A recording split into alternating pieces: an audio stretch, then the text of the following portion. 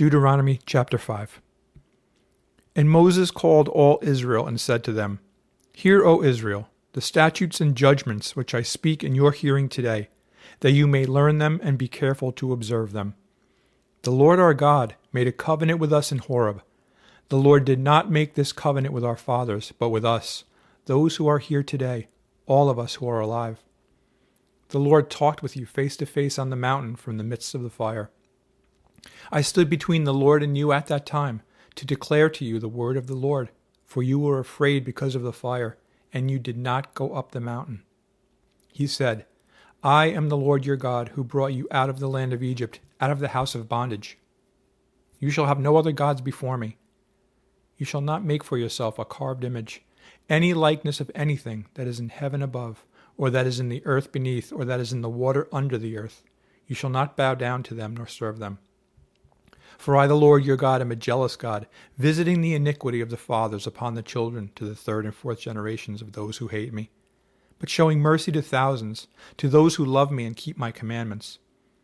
You shall not take the name of the Lord your God in vain, for the Lord will not hold him guiltless who takes his name in vain.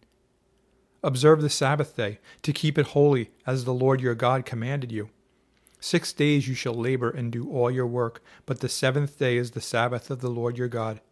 In it you shall do no work, you, nor your son, nor your daughter, nor your male servant, nor your female servant, nor your ox, nor your donkey, nor any of your cattle, nor your stranger who is within your gates, that your male servant and your female servant may rest as well as you.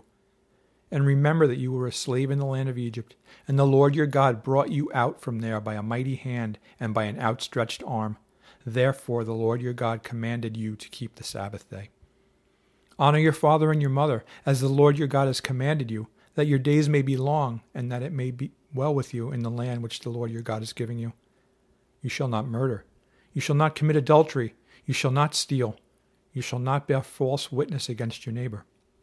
You shall not covet your neighbor's wife, and you shall not desire your neighbor's house, his field, his male servant, his female servant, his ox, his donkey, or anything that is your neighbor's.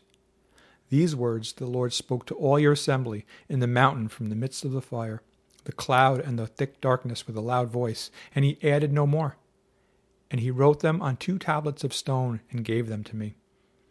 So it was, when you heard the voice from the midst of the darkness, while the mountain was burning with fire, that you came near to me, all the heads of your tribes and your elders, and you said, Surely the Lord our God has shown us his glory and his greatness, and we have heard his voice from the midst of the fire.